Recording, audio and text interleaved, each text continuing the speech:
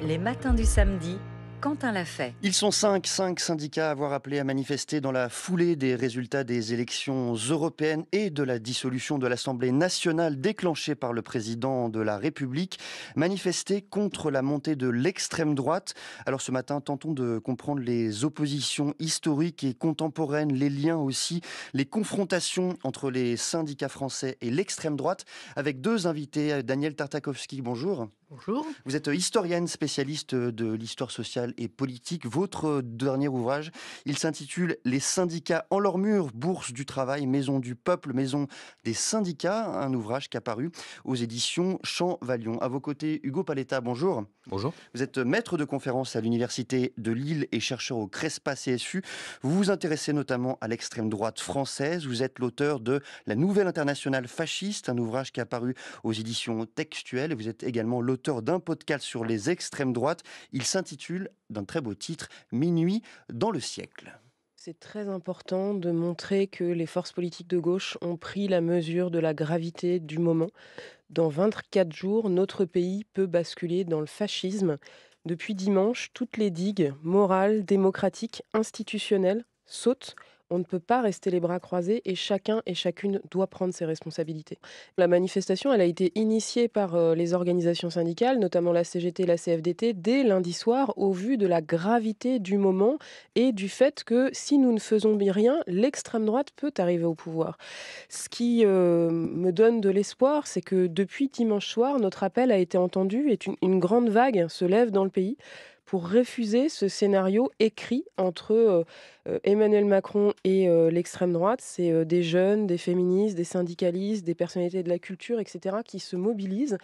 Et donc, ce week-end, il y aura des manifestations dans plus de 200 villes de France. Il y en aura même d'ailleurs à Belle-Île et à l'île de Groix. J'appelle les Ouessantins. Il n'y a pas encore de manifestation annoncée à Ouessant, donc il faut se réveiller. Et j'appelle toutes celles et ceux qui nous écoutent à rejoindre la mobilisation la plus proche de chez eux. Nous avons la responsabilité de construire la vague populaire qui fera barrage à l'extrême droite. Si on ne fait rien, dans 24 jours, ils seront au pouvoir. C'est vraiment grave. La voix de Sophie Binet, secrétaire générale de la CGT, c'était hier sur France Info. Hugo Paletta, est-ce qu'on est là un réflexe syndical ou au fond ce front commun organisé par 5 syndicats contre la montée de l'extrême droite vous a surpris? Non, parce que c'est ancré effectivement dans une histoire où, dans au moins une partie des syndicats, en particulier la CGT, Solidaire, la FSU, mais aussi, on a vu, la CFDT a signé et l'UNSA, il y a l'idée que l'extrême droite, c'est un danger de type mortel. C'est pas simplement un danger comme un autre, un peu plus de répression antisyndicale, ce à quoi les syndicats sont accoutumés, mais potentiellement la menace que les syndicats indépendants du patronat et de l'État soient en quelque sorte écrasés, quoi, comme ça a été le cas dans la totalité des régimes d'extrême droite au XXe siècle. Donc voilà, c'est un réflexe ancré dans l'histoire, mais qui n'est pas partagé par l'ensemble des syndicats. Il y a des syndicats dans lesquels on pense que l'extrême droite n'est pas un combat syndical. Et donc là, on va retrouver des syndicats qui, précisément, n'ont pas été signataires de ce texte et de cet appel à mobiliser aujourd'hui. C'est notamment le cas de la CFTC, de FO, de CFE-CGC. On y reviendra, mais avant cela, Daniel Tartakovsky, pour les syndicats, l'extrême droite, un danger mortel, vous le confirmez, c'est vrai historiquement? Ah bah, il y a une matrice. Il y a une matrice dans l'histoire, syndicale, il y a une matrice dans l'histoire de notre pays. Puisque, au sortir de la manifestation, des ligues du 6 février 34, la première force qui appelle à se mobiliser, c'est la CGT de Léon Jouot.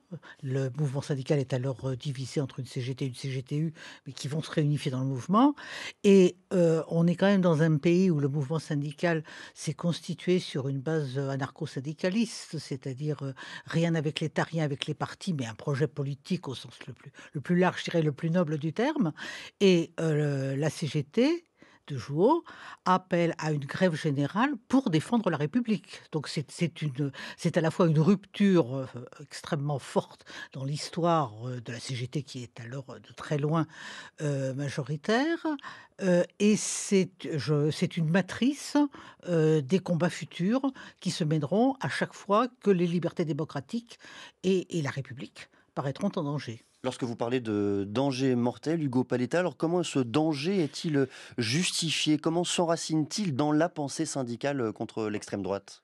Bah, Si on revient aux années 30, parce qu'effectivement là, il y a un tournant qui est fondateur pour le mouvement ouvrier français et pour la gauche, y compris sur les appels à l'unité, enfin bon. Mais il faut bien voir qu'en 34, ça fait 12 ans que Mussolini est au pouvoir en Italie. Hitler vient d'arriver au pouvoir l'année précédente en 33. Il y a d'ailleurs en février 34 l'écrasement par les austrofascistes, donc en Autriche, de l'insurrection de Vienne qui est organisée par le mouvement ouvrier socialiste, notamment autrichien, qui était immense dans le pays à l'époque. Donc il y a des réfugiés italiens, communistes, socialistes, syndicalistes, anarchistes en France. Et donc le mouvement ouvrier français, dans toutes ses composantes, comprend que ça élève la menace fasciste ou la menace de l'extrême droite, ça élève les enjeux pour eux. Et donc il faut une riposte et que cette riposte doit être unitaire. On parle du 6 février 34, donc des marches des ligues en France, mouvement fondateur de l'extrême droite en retour. 6 jours plus tard, donc le Front commun syndical se forme. Là, on est le 12 février 1934. Comment est-ce que cette unité syndicale participe, Daniel Tartakovsky, à constituer le Front populaire qui accédera au pouvoir 2 ans Alors, plus tard? c'est pas tout à fait aussi rapide que. Enfin, c'est plus compliqué que ça, J'ai été un peu rapide, comme sans disent doute. les historiens. Donc, le 12 février 34, donc la CGT, la première, appelle à une grève, l'appel étant immédiatement relayé par la SFIO et la Ligue des droits de l'homme, qui est également présente aujourd'hui dans les appels à manifester, invitant à manifester. C'est-à-dire que pour nous, grève et manifestation, c'est devenu un petit peu, je veux dire, on associe. C'est la première fois dans ce pays qu'il y a cette articulation entre deux répertoires d'action. Immédiatement, le Parti communiste et la CGTU, qui ne sont pas alors en excellent rapport, appellent le même jour à la même heure. C'est pas tout à fait les mêmes objectifs, mais c'est le même adversaire. Il n'y a aucun doute sur l'adversaire, hein, et je souscris tout à fait à ce qui a été dit. Il y a eu un débat chez les historiens et les politistes il y a quelques années pour savoir si le 6 février 34 avait été ou pas un coup d'État fasciste, si conceptuellement le terme était valable. Débat intéressant, certes, aujourd'hui à peu près réglé, je crois. Ce qui est important, c'est que pour les contemporains, ça ne fait pas l'ombre d'un doute. Le fascisme, les fascistes, ils ne mettent pas forcément la même chose dessous, mais l'adversaire est commun et il est immédiat. Et comme l'avait montré Antoine Pro, à Paris, ces organisations proches du Parti communiste ou proches de la SFIO, mais encore une fois avec l'appel initial de la CGT, même jour, même heure, mais dans de très nombreuses villes de province, il y a des appels communs. Et les appels communs, c'est plutôt pour la manifestation SFIO, Parti communiste. Ça engage un processus. Et de ce point de vue-là, quand on compare avec la situation actuelle, il faut bien voir, mais heureusement, là, je crois que l'histoire a un peu aidé pour une fois, même si ça ne règle pas tout. Mmh. Le processus, il va durer 2 ans jusqu'aux élections. Il y a la capacité à construire et à aboutir, hein, puisqu'on parlait Sophie Binet évoquait les nombreuses associations. Le programme qui va être signé en janvier 36, donc et qui prélude à l'unité syndicale quelques semaines plus tard, il est signé par une centaine d'organisations. C'est un programme politique, parti, syndicats, CGT, CGTU, et plusieurs dizaines d'associations, puisqu'au total, ils sont 92. Et je crois que dans des moments importants, majeurs de notre histoire et de lutte, de mobilisation antifasciste, cette articulation des 3 formes d'expression politique, au sens large du terme politique, sont très caractéristiques de ce qu'on appelle la gauche, quelquefois, dans son meilleur état. On le retrouvera avec le programme du CNR, où on a à la fois les partis politiques, le Conseil national de la résistance, pardon, où on a à la fois les partis politiques, la CGT et cette fois-ci la CFTC, et les mouvements de résistance qui sont des formes d'association. On va revenir évidemment au CNR, mais avant cela, Hugo Poletta, on va parler dans cette émission, dans notre discussion, de moments, de points de rencontre réguliers entre les syndicats et l'extrême droite dans l'histoire récente de notre pays. Est-ce que ce moment-là, 1934-1936, dans l'imaginaire syndical contemporain, ça reste fondateur ? Ça reste fondateur pour une partie des cadres du mouvement syndical, pour l'ensemble des membres, pas sûr, parce qu'il y a aussi des formes de rupture de transmission d'une certaine culture historique. Bon, je pense que malgré tout, ça reste un point de référence, quoi.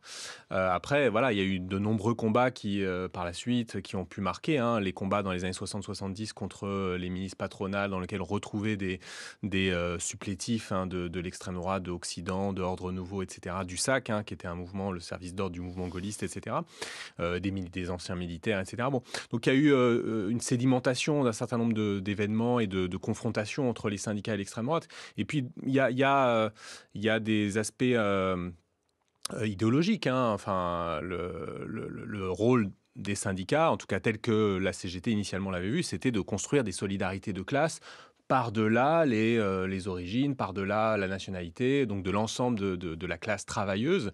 Et évidemment, ça rentre en confrontation absolument directe avec le nationalisme, avec le racisme, la xénophobie, etc. Donc avec ce qui fait la matrice idéologique des extrêmes droites. Donc la rencontre se fait effectivement sous des formes différentes à chaque époque, avec des acteurs différents, mais effectivement avec cette histoire qui précède et qui permet aussi de politiser au bon sens du terme la confrontation. Pour revenir sur ce que vous évoquiez un peu plus tôt dans la discussion, Hugo Paletta, le fait que 3 syndicats, la CFTC, Force ouvrière, CFE-CGC, ne se soient pas associés à cette mobilisation, est-ce que là encore c'est surprenant ou est-ce que l'unité syndicale n'a jamais fondamentalement existé du point de vue historique ? C'est pas étonnant au regard des dernières décennies, je crois. Il y a par exemple une structure qui existe et qui coalise à peu près 200 syndicats de la CGT, de la FSU essentiellement et de Solidaire, un peu CNT et un tout petit peu CFDT, qui s'appelle VISA, Vigilance et Initiative Syndicale Antifasciste, qui est un peu un mouvement, un réseau un peu par en bas de syndicats dans lequel on ne trouve pas ces syndicats, Force ouvrière, CFTC, etc. Donc disons que ça... Mais comment est-ce qu'on l'explique ? Comment ces syndicats-là justifient-ils leur position ? Daniel Tartakovsky, vous avez levé le doigt. Oui, uniquement pour Force ouvrière, c'est structurel. Le syndicat Force ouvrière qui s'est créé à la suite d'une scission en 1947 avec la CGT ne met pas le petit doigt dans l'action politique au sens parlementaire dans quelques circonstances que ce soit. Et alors là, comment c'est justifié ? C'est un refus de la politisation en général ? Ça, c'est justifié par l'histoire, si j'ose dire. Oui, ils se sont créés en rupture avec la CGT en pleine guerre froide, hein, à un moment donné où la CGT était désignée comme étant le suppôt du Parti communiste et par conséquent, par opposition, ils se donnaient, mais ils ont agi dans la très longue durée jusqu'à aujourd'hui à l'écart de tout ce qui est politique institutionnelle. Un retour quand même sur le CNR que vous avez commencé à évoquer, Daniel Tartakovsky. En quoi ce moment-là est-il fondateur ? On est évidemment à l'issue de la Seconde Guerre mondiale. Comment se positionnent les syndicats vis-à-vis de l'extrême droite ? Alors, il s'agit plus que de l'extrême droite, hein. Il s'agit à la fois du gouvernement de Vichy, de la collaboration et du régime nazi en et de général. l'occupation. Le programme est élaboré dans la clandestinité par l'ensemble des composantes de la résistance, à l'initiative de Jean Moulin. Jean Moulin ayant convaincu le général de Gaulle que s'il veut se faire entendre et respecter des alliés, il est important qu'il arrive à prouver aux alliés qu'il a la France combattante derrière lui. C'est important de se rappeler chronologiquement que la constitution du CNR succède de quelques semaines à la réunification syndicale opérée dans la clandestinité, les accords du Péreux, entre la CGT et la CGTU, qui s'étaient de nouveau désunis au moment de la signature du pacte germano-soviétique. Donc la dynamique, là, enfin Jean Moulin était parfaitement conscient de la dynamique majeure que constitue le syndicalisme qui a joué un rôle tout à fait essentiel dans les formes de résistance, sabotage, enfin pour la constitution de ce mouvement. Et lorsque le programme est signé en mars 1944, la dimension mesure à prendre immédiatement sur le plan social, c'est le programme de la CGT qui est pratiquement mot pour mot, qui est intégré dans le programme du CNR, comme ça avait déjà été le cas en 1936, où le programme se donnait comme la reprise des revendications syndicales pouvant être satisfaites immédiatement. Hugo Paletta, ce qui est intéressant, c'est qu'après la Seconde Guerre mondiale, même dans les années 50, les différents mouvements d'extrême droite, je pense notamment au poujadisme, vont tenter de récupérer, d'infiltrer, de reprendre des formes d'action syndicale. Poujade lui-même tente de constituer un syndicat. Oui, mais c'est des syndicats de petits propriétaires, Ce ne sont pas des syndicats Voilà, d'ouvriers. c'est pas des syndicats de travailleurs salariés. C'est le Poujade et le papetier de Saint-Céré, donc c'est l'organisation des commerçants et des artisans. Donc c'est historiquement quand même assez éloigné, et c'est assez éloigné, voire très éloigné du mouvement ouvrier, du mouvement syndical, etc. Et voilà, effectivement, il y a une tentative d'organiser sur cette base, mais bon, par ailleurs, Poujade défend une ligne qui est anti-parlementaire, largement antisémite par ailleurs, antifiscaliste, donc vraiment à bonne distance de la gauche et du mouvement ouvrier. Mais tout de même, Daniel Tartakovsky, dans les formes syndicales employées par Poujade, est-ce qu'il y a une tentation du mimétisme, la volonté peut-être de restructurer des syndicats de droite, d'extrême droite? Non, non, pour les raisons déjà évoquées. La nature, enfin le terrain, qui est le terrain de la lutte, exclut, pour prendre évidemment l'élément le plus dur, exclut la forme de la grève, si ce n'est la grève de l'impôt, qui est quelque chose de toute autre nature. Donc on n'est pas sur un terrain qui autorise les mêmes formes d'action. On n'est pas dans la logique des grandes manifestations de masse, même si par ailleurs il y a un usage de la rue qui est un peu agité de la part des mouvements poujadistes. Il y aura à un moment donné le projet d'une grande marche sur Paris qui échouera, enfin oui, qui se noiera dans les sables. Donc c'est pas les mêmes acteurs, et comme ça n'est pas les mêmes acteurs, ça n'est pas les mêmes terrains, ce ne sont pas les mêmes formes d'action. Quel rôle, Daniel Tartakovsky, vont jouer les syndicats, cette fois les syndicats de salariés et les syndicats ouvriers, dans le cadre de la guerre d'Algérie? Alors, là encore, on retrouve le rôle majeur du point de vue des actions effectives des syndicats. Alors, syndicats, il faut toujours désigner, de savoir de qui on parle, hein. On parle de la CGT, pas de force ouvrière pour les raisons sudites, mais bien sûr de ce qui est encore la CFTC, qui deviendra la CFDT que quelques années, enfin un certain nombre d'années plus tard. Ces deux confédérations syndicales sur le terrain, parce que, et là je reprends ce que vous disiez, parce que les travailleurs chez Renault, par exemple, sont pour beaucoup des travailleurs algériens, des travailleurs immigrés, et qui luttent en tant que travailleurs, hein. Leur Piti avait montré comment s'opérait beaucoup plus tard un tournant entre l'identité de travailleur et l'identité algérienne, mais c'est un phénomène beaucoup plus tardif. Donc les premières formes de lutte, alors sous la forme, c'est une lutte difficile, hein, c'est une lutte difficile. Donc ce sont d'abord des fois des grèves d'une heure, c'est des prises de parole dans l'entreprise. Enfin ça commence petit et ça finira petit, hein, si on accepte malheureusement la manifestation algérienne du 17 octobre 61, qui est d'un autre registre, et si on accepte la manifestation du 8 février, et surtout les obsèques qui vont être là, mais obsèques qui seront quand même, qui vont accélérer les accords d'Évian, qui sont pris en charge par la CGT. 7 des 8 morts sont adhérents à la CGT, ils sont par ailleurs communistes, mais c'est le mouvement syndical. On est dans un pays où jusqu'aux Gilets jaunes, excepté, il n'y a jamais eu de grande mobilisation de masse, enfin de très grande mobilisation de masse, dépassant les espoirs les plus fous des organisateurs, hein, sans que le mouvement syndical, dans sa diversité, soit, je ne vais pas dire à la manœuvre, c'est un mot désagréable, mais que l'apport syndical soit premier et essentiel. Hugo Paletta, la création du Front National en 1972, là encore, est-ce que dans les rapports, dans les oppositions entre syndicats et extrême droite, est-ce que ça change la donne fondamentalement?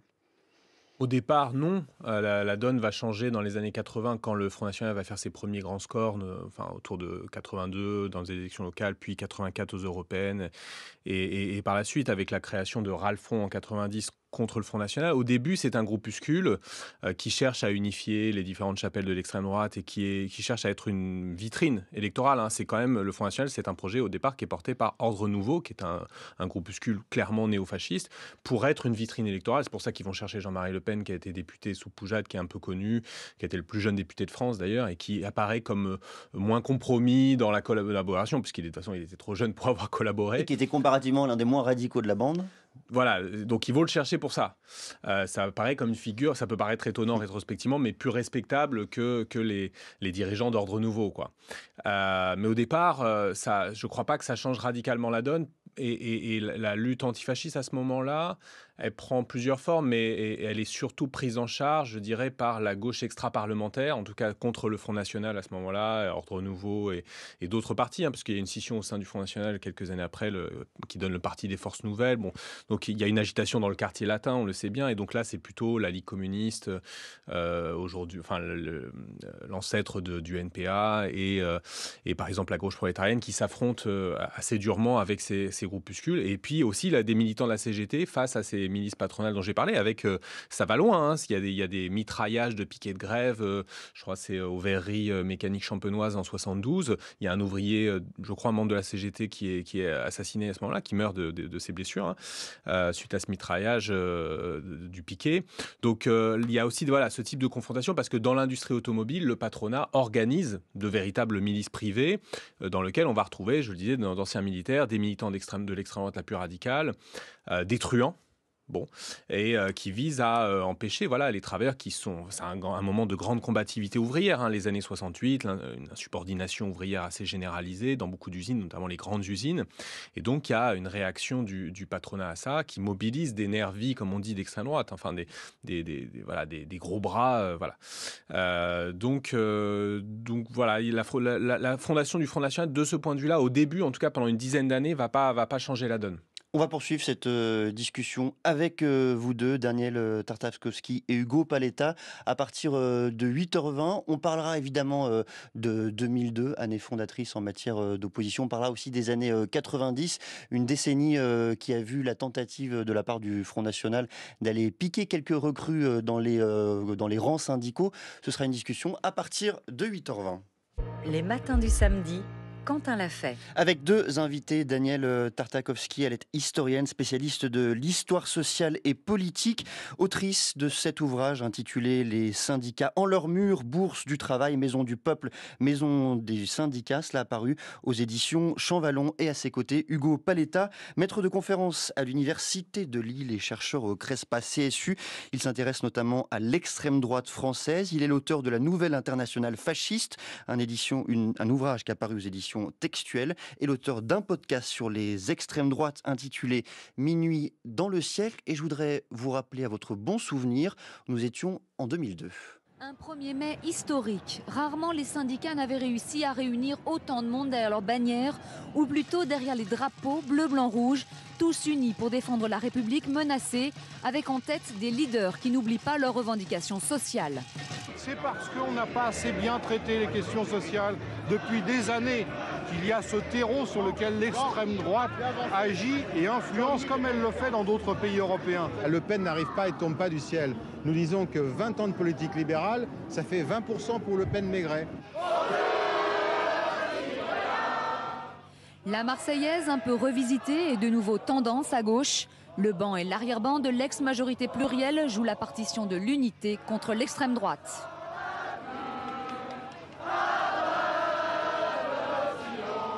Ça montre de la France, c'est ça. C'est quand même un peuple, des jeunes attachés à des valeurs, attachés à des acquis sociaux.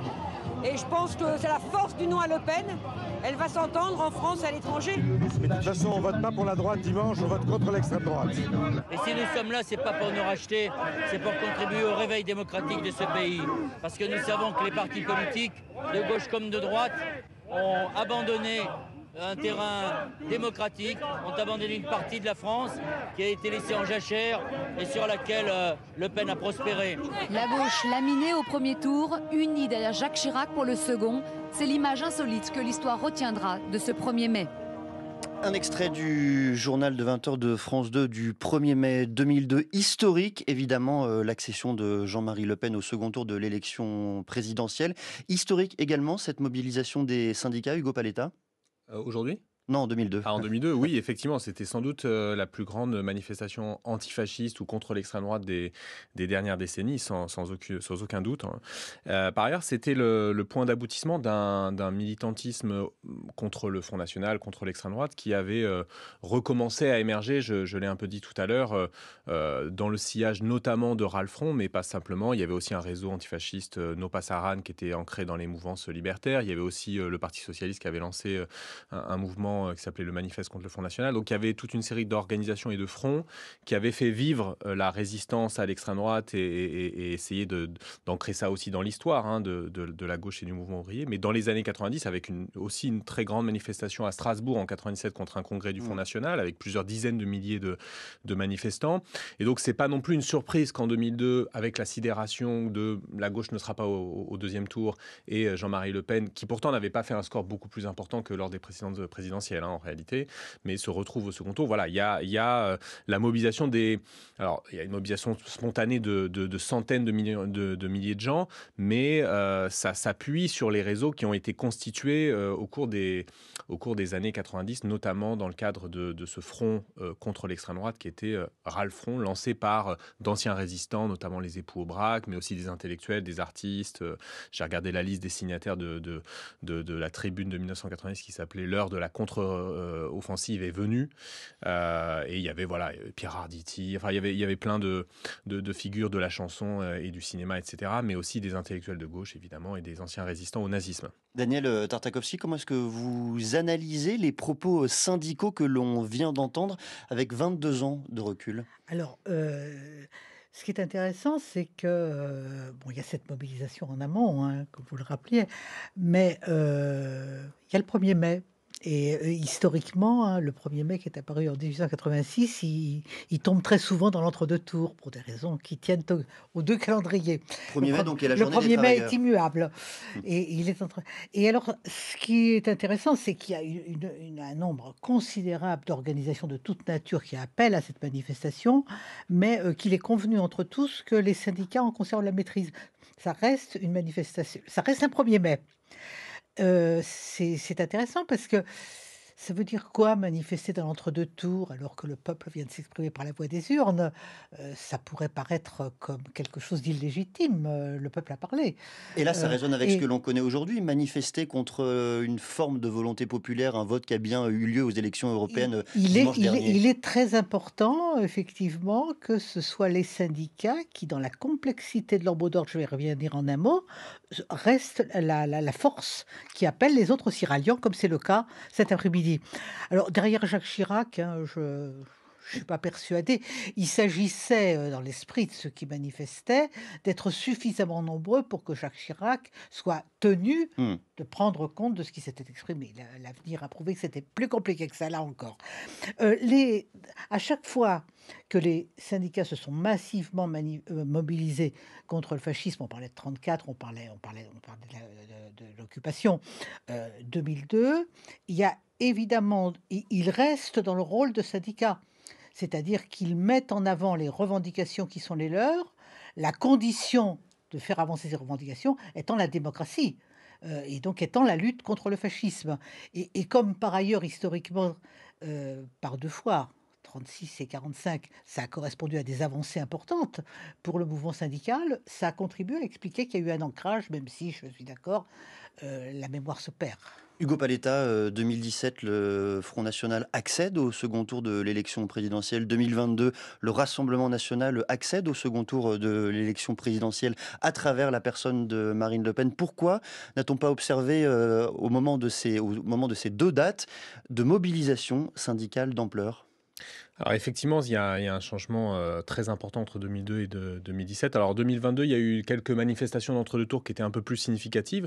Là, on va voir qu'il y a une remontée et je trouve ça assez significatif et intéressant et important. Il va y avoir très certainement aujourd'hui une remontée de la combativité contre l'extrême droite. Alors peut-être parce qu'elle se rapproche encore davantage du pouvoir, mais bon, on le sait bien, dans les années 2010, bon, je dirais aussi avec la complicité d'une partie des médias, notamment privés, l'extrême droite a bénéficié d'une normalisation, d'une respectabilisation. On a largement dépolitisé, je trouve, les enjeux autour de l'extrême droite. On ne dit pas beaucoup quel est son programme. Alors, on peut poser des questions à Marine Le Pen sur ses chats. On a des émissions de, je sais pas, dans l'empire médiatique de Bolloré qui facilitent en quelque sorte le travail de l'extrême droite pour se faire passer pour une force normale et démocratique, etc. Donc tout ça, j'allais dire, c'est un ensemble de motifs et d'explications structurantes récurrent et structurel. Qu'est-ce qui se passe au sein même des syndicats? Comment se fait-il que les adhérents syndicaux, que l'on imagine plus politisés que la moyenne de la population générale, ne se rendent pas massivement dans les rues à ce moment-là? Bon, il y a quand même quelque chose qui s'est passé, c'est qu'en 2002, même si le mouvement communiste a déjà commencé à décliner et globalement les repères politiques qui étaient ceux du mouvement ouvrier et de la gauche, peut-être justement depuis le Front populaire et depuis cette séquence de 34-36, il y a eu en quelque sorte un délitement non seulement des organisations, mais de la culture politique qui unifiait la gauche et le mouvement ouvrier, enfin, la gauche sociale et politique, comme on dit parfois. Et donc, un certain nombre de repères de justement l'extrême droite est un danger mortel pour les travailleurs et donc aussi pour les syndicats, etc. Bon, tout ça n'est plus si évident pour beaucoup de syndiqués, y compris pour beaucoup de syndicalistes, hein, même si voilà, les directions de la CGT, la FSU, le Solidaire, etc., cherchent souvent continuent à chercher à mobiliser, mais très clairement, c'est moins évident pour une partie, y compris des syndiqués, qu'il faut se mobiliser activement, y compris dans la rue, même quelques jours après une élection, contre l'extrême droite. Daniel Tartakovsky. Oui, parce que nous parlons aujourd'hui des syndicats, parce que ce sont les syndicats qui appellent à la manifestation de cet après-midi, suivie par l'ensemble des autres organisations. Mais dans les périodes antérieures, cette culture née des années 30, la mobilisation s'accompagnait de la construction d'une stratégie politique. C'était pas seulement de l'alternance, c'était de l'alternative que les forces de gauche. On avait à chaque fois une dynamique qui simultanément, ou en tout cas en conjonction, concernait et les partis et les syndicats. Et naturellement, c'est moins le cas dans la décennie précédente. Bien, dans la précédente d'aujourd'hui, oui, bien sûr. Décennie précédente, absolument. Est-ce qu'il faut lier cela aussi, Hugo Paletta, au fait que de plus en plus d'adhérents des syndicats, je pense notamment à la CGT, à d'autres syndicats de salariés, se penchent avec de plus en plus d'intérêt vers le Rassemblement national, selon un sondage de Harris Interactive pour AEF Info, paru le lendemain des élections européennes. 24% des CGTistes ont voté pour la liste de Jordan Bardella. Alors, je pense que dans le sondage, ça doit être 24% sans doute des gens qui se déclarent proches des sympathisants, pas seulement des adhérents, absolument. Voilà, sympathisants et adhérents. Hein. Donc, on aurait 100... Là, en l'occurrence, 24%, ce sont les CGTistes. Ah bon, j'avais lu le même, mais avec l'ensemble de ceux qui se déclaraient proches. Enfin, peu importe, bon, voilà, la question perdure.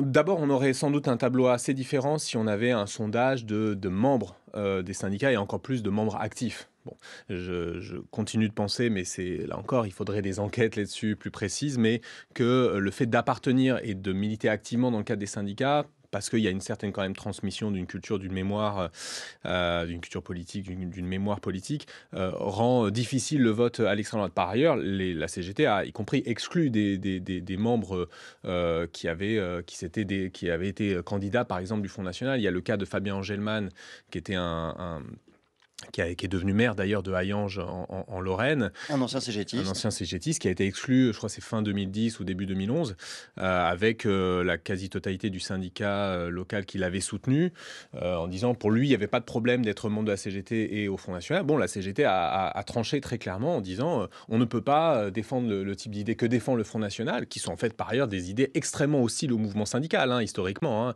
et le FN n'a jamais réellement varié là-dessus, hein, sur son hostilité, y compris au mouvement de grève. Par exemple, sur la réforme des retraites, ils ont dit qu'ils étaient contre cette réforme, mais ils se sont opposés aux formes d'action qu'avaient choisi une partie des syndicats, notamment la grève des éboueurs, par exemple. Donc voilà, la CGT a de ce point de vue tranché. Alors, effectivement, parmi les gens qui peuvent se retrouver proches des syndicats, il y a toute une partie de la population. Enfin, les gens ne vivent pas en dehors de cette société. Donc, Et puis, il faut rappeler que 24%, c'est toujours moins que le chiffre qu'a obtenu Jordan Bardella dans l'ensemble du corps électoral. Tout à fait. Voilà. Donc ça reste. On peut penser que c'est moins protecteur qu'auparavant par rapport au vote d'extrême droite, ou que ça limite moins le vote d'extrême droite, à voir. Hein. Mais ça reste un filet de protection. Et d'une certaine manière, on voit bien comment le Front National est plutôt fort dans des secteurs, dans des territoires et des secteurs professionnels dans lesquels les syndicats ne sont pas ou peu présents, les petites entreprises notamment. Donc sans doute que la présence syndicale, malgré tout, change quelque chose. Mais c'est là encore, il faut des enquêtes pour. Il y a peu d'enquêtes pour vérifier cela, mais je le dis plus sous forme d'ailleurs d'hypothèse. Hein. Est-ce qu'il existe en retour une stratégie objective du Rassemblement national pour tenter, non pas d'infiltrer, mais de rallier des militants syndicaux au parti ? Oui, alors il y a eu différentes étapes dans l'histoire du Front National. Hein. Il y a eu, alors vous l'aviez évoqué tout à l'heure, la tentative dans les années 90 de créer une série de syndicats explicitement affiliés au Front National. Hein. Il y avait FN Police, FN Pénitentiaire, mais aussi FN RATP, FN dans la Poste. Dans l'Éducation nationale, il y a eu la création d'un mouvement. Bon, tous ces Ils avaient été disqualifiés assez voilà. rapidement. Juridiquement, ça n'a pas tenu. Les syndicats classiques ont fait des appels, ont fait des procédures en justice pour. Et donc, ils ont abandonné cette stratégie parce que, de toute façon, sur le plan juridique, ça ne tenait pas. Aujourd'hui, effectivement, leur stratégie, c'est pas tant un noyautage très...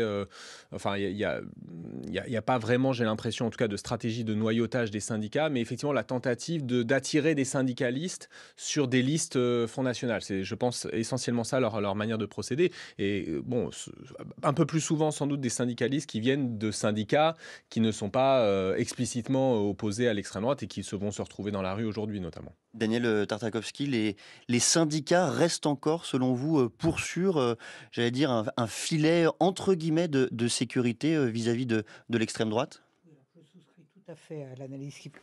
Je souscris tout à fait à l'analyse qui vient d'être faite. Et puis, dans un pays où, pour quantité de raisons, les forces politiques se sont délitées, les syndicats restent le noyau qui permet d'engager, de mobiliser des forces importantes. Oui, je crois que c'est... D'une manière générale, les syndicats, oui, mais aussi un certain nombre de grandes associations. On a vu que toutes les grandes associations écologistes soutenaient la manifestation de cet après-midi. Moi, je souscris tout à fait à l'idée que toute forme d'action collective est un filet de protection. Les syndicats... de réflexion et de protection. Les syndicats Hugo Paletta ont créé des formations pour tenter de lutter contre l'extrême droite, plus encore contre les arguments de l'extrême droite. Quel est le contenu de ces formations concrètement ? Comment se passe-t-elle ? Est-ce que vous le savez ? Oui, alors l'essentiel de cette activité, alors, il y avait eu un regroupement intersyndical en 2014 notamment, et puis il y a ce réseau que j'évoquais tout à l'heure, VISA, Vigilance Initiative Syndicale Antifasciste, qui font effectivement très régulièrement des formations. En fait, c'est essentiellement un décryptage, enfin c'est pas que ça, hein, mais un décryptage des propositions du Front National en matière économique et sociale, avec l'idée de démasquer le Front National, de dire c'est un parti qui se prétend le parti des petits, des classes populaires, y compris des ouvriers aujourd'hui, et en réalité, le programme qu'ils défendent, eh bien, c'est un programme libéral. Et effectivement, quand on regarde les gouvernements d'extrême droite ou dominés par l'extrême droite ou l'extrême droite étant en coalition avec la droite, en Finlande, en Italie ou en Hongrie, etc., ou actuellement en Argentine, où il y a des mobilisations, eh bien, les politiques qui sont menées sont des politiques très hostiles aux syndicats, très hostiles notamment à la grève, qui visent à restreindre le droit de grève, qui reste le répertoire d'action, disons, fondamental, je dirais, des syndicats. En dernier recours, le pouvoir, enfin, qu'ont les travailleurs et les salariés de stopper quelque chose dépend de leur capacité à imposer un rapport de force par la grève. Donc, c'est fondamental dans ces pouvoirs de droite, extrême droite, toutes ces coalitions. Ils s'attaquent à ce droit de grève. Et puis, il y a évidemment toutes les mesures en termes de flexibilisation des statuts d'emploi qui sont... Voilà. Donc, les syndicats s'affrontent assez nécessairement dans tous les pays où l'extrême droite se retrouve au pouvoir, s'affrontent à l'extrême droite. Est-ce que ces formations rencontrent le succès espéré par les cadres ? En général, notamment, je sais que la CGT a multiplié les formations ces dernières années. Il y a des bons retours. Alors, effectivement, il y a, comme il y a, un certain délitement de grands repères politiques qui pouvaient exister auparavant et qui étaient liés aussi à la formation dans le cadre du mouvement communiste, qui était un mouvement de masse. Il faut se souvenir que le Parti communiste, au début des années 80, c'est plusieurs centaines de milliers de membres qui sont présents dans la CGT. Il y a des grandes forteresses ouvrières dans les grandes usines où il y a une politisation très forte autour des syndicats et du mouvement communiste. Donc ça, c'est moins évident. Mais donc ces formations permettent en quelque sorte de réintroduire ces repères fondamentaux dans l'espace politique qui ne vont effectivement plus toujours de soi. Daniel Tartakovsky, 5 syndicats qui appellent aujourd'hui à se mobiliser, à manifester contre la hausse du Rassemblement national et plus largement de l'extrême droite. Qu'espèrent concrètement ces organisations syndicales ? Elles n'espèrent pas seules. Elles ont contribué à la construction de la dynamique qui indéniablement est à l'œuvre aujourd'hui, puisqu'on a eu quasiment simultanément, dimanche soir, très vite, la mise en place du dispositif qui a permis de constituer le nouveau Front populaire et l'appel des syndicats quasiment simultanément et les forces politiques appelant à la manifestation. De ce point de vue-là, on était bien dans le schéma de 1934, même si l'histoire ne se répète jamais en aucune manière. Ce qu'elles espèrent, on le voit dans le programme du Front populaire, où toute une série de revendications majeures du mouvement syndical dans sa diversité sont énoncées en tête de liste, et notamment la disparition de la loi sur les retraites, sur la réforme de l'allocation chômage, et on a là les sujets qui ont mobilisé les plus largement dans les derniers mois, avec l'insuccès qu'on sait face au gouvernement. Les augmentations de salaire. C'est ce que j'allais dire, Hugo Paletta, une réaction plus générale sur ces manifestations de cet après-midi. Est-ce que ces organisations syndicales espèrent, entre guillemets, un gain politique pour elles-mêmes et une façon de lutter contre la défiance aussi dont elles sont l'objet depuis plusieurs années désormais? Oui, elles espèrent, je pense, peser déjà sur le résultat d'un point de vue très, très immédiat, et sans doute qu'un gouvernement puisse mettre en œuvre les réformes qui sont espérées par le mouvement syndical. Et alors, il y a effectivement un certain déclin des syndicats, mais l'image des syndicats semble s'être revalorisée, y compris l'année dernière. Il y a eu beaucoup d'adhésions, et la CFDT et la CGT ont annoncé des dizaines de milliers de nouveaux adhérents et adhérentes. Dans le cadre de la lutte contre la réforme des retraites. Tout à fait. Donc, je pense qu'il y a l'idée d'essayer de s'ancrer davantage dans la société, y compris par ce biais-là, et d'avoir un poids politique, pas partisan. Ça, c'est vraiment, je pense, important dans la culture syndicale. C'est notamment de la CGT, et ça a été rappelé même à l'origine du syndicat. On n'est pas un mouvement partisan, on ne va pas appuyer telle ou telle organisation politique, mais par contre, on a un projet politique qui est, au bon sens du terme, en quelque sorte, un projet de société que l'on défend, alors par nos moyens d'action propres, la manifestation de rue, éventuellement la grève, etc. Et donc, c'est un peu ça. Je pense qu'il y a un des enjeux derrière, c'est une forme de repolitisation aussi de l'activité syndicale, non pas au sens, j'insiste, d'inféodation à telle ou telle organisation, mais de peser politiquement dans la société. Et effectivement, ça a été dit tout à l'heure, les organisations syndicales, malgré leur déclin au moins relatif, restent les organisations qui sont les plus implantées dans les classes populaires. La CGT, c'est encore 700 000 adhérents, la CFDT en revendique 800 000, donc c'est pas rien. Merci beaucoup. L'expression de l'intérêt général.